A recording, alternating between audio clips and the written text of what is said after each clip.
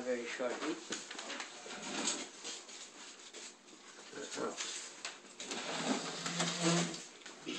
This commences the beginning of the week. I think on Sunday commences, it actually begins on Shabbos, but on Shabbos we don't, according to the calendar, Shabbos is the 17th day of Tammuz, which is a fast day, but on Shabbos we do not fast, so it is postponed for Sunday. It's a nitke. It's postponed for Sunday. It commences one of the saddest tragic periods of Jewish history, the beginning of destruction of the Holy Temple. the history of the beginning of the destruction of the Holy Temple. Chamisha Dvorim, Iru, B'Shivos B'Tammuz. Five sad events took place on the 17th day of Tammuz. One was Huvko Ha'ir. The city of Jerusalem was under siege. They were trying to, they encircled the city, and food and was not able to be brought in. The city was under siege, completely under siege. Batul Korban Tamid, the daily sacrifice, which was always, when the temple existed, there was always a daily sacrifice, and that ceased on the 17th day of Tammuz. They made an arrangement with the enemy whereby they would lower money to the enemy. The enemy would then, over the wall, they would trade with them and animals for the sacrifices. But the last one was on the 17th day of Tammuz. That ceased. Also, Nishtabra Haluchos, Moshe Rabbeinu, when he, after 40 days being up the mountain, going up to receive the tablets, the Torah, when he descended, he saw that they worshipped, they had created and worshipped the golden calf. So he broke the Nishtabra Haluchos. He broke the tablets that were just formed that he brought down. Also, Humad Tselem Behechel. The enemy, when they captured the Holy Temple, they put one of the holiest parts of the Beis HaMikdash, they put in a cross. They set a cross in there. And as Pusuvus Arosha, he took a Sefer Torah and he burned it, which is a tremendous tragedy. When the Torah burns, is something very, very tragic. So these five sad events took place on the 17th day of Tammuz.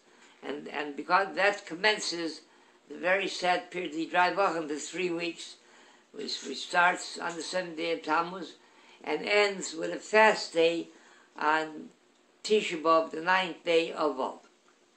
From that fast day on, so there are 7 different levels of mourning when we mourn the temple, and it keeps on elevating with more intensity. It begins with that from the 70th day of Tammuz until after Tisha B'Av, no weddings take place. Also, just like when someone loses a parent, so he doesn't cut his hair, doesn't shave and cut his hair. So beginning on the Shivos B'Tammuz, that also is enacted. That's the first step. The second step becomes more intense the morning, and over the temple, Beis HaMikdash begins on when the month of Av occurs. The month of Av, we then, in addition to no joyous occasion, no weddings, no chasnas, and we don't cut our hair. So also we do not eat meat and drink wine. The third level of mourning is the week itself that Tisha B'Av occurs. the fourth level of mourning is on the day of Erev Tisha B'Av itself, where at that time we even though something which is we are the Amma Sefer, the people of the book, and Torah learning is something which is part of our daily lives, but being that it does bring it brings a certain amount of rejoicing. So we do not learn our regular studies that we learn, that we study, that is forbidden on Erev Tisha B'Av itself. And then the most intense morning is on Tisha B'Av itself, when nightfall, so the fast begins, and we take off our shoes. We don't wear anything with leather. That's when the most intense form of mourning is on Tisha B'Av itself. And then after the fast ends, then it starts to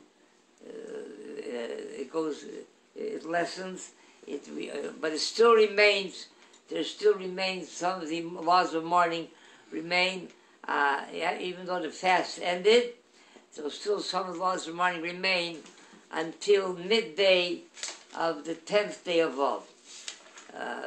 We still don't eat meat and drink wine, and we still don't take a haircut. We don't have weddings. All these things, even though we don't fast anymore, and we put on our shoes, but we do not.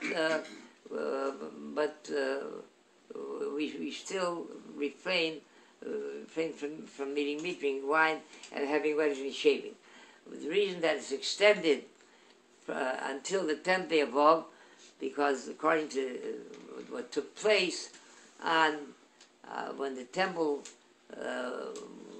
was torched, so Ruba Shalhecho, the majority of it burnt after sunset into the 10th day. That's when the majority of it burned. So if that's so, if the majority of the temple burned on the 10th day and not the 9th, so then why do we fast on the 9th? Why don't we fast on the 10th? So some Sefer says, the Gemara brings that some of these sages of Talmud, they fasted the 9th and the 10th as well. That's both days. The Gemara says that the beginning of a tragedy is more, it causes greater grief than once the tragedy sets in. Because the initial shock, when it first takes place, so that's when a person is so overwhelmed and so torn by the grief. So that's the greatest shocks. When the Beis Hamikdash temple was torched, that's when everyone it tore everyone's hearts. So the beginning of the tragedy is greater once it's already started to set in. We become somewhat accustomed to it. So in addition to that, says that what took place was that on Erev Tisha B'Av, they went into the Beis Hamikdash, in the temple, and then when they torched it on the 9th day itself, they torched it and they desecrated it. So by desecrating it, it ceased to have the sanctity, the kedusha of a Beis Hamikdash. As a result, so once they torched and did that, so what burnt on the 10th day was not a sacred Beis Hamikdash anymore. It was a building, just a regular, ordinary building. Chanane ben Akashi Omer, Rasa Kori Baruch L'Zakis Es Yisrael, L'Fikach Hilva Fer Mikra Shenamar, Ad Mechav Es Matzis Koyad Fer Miyad.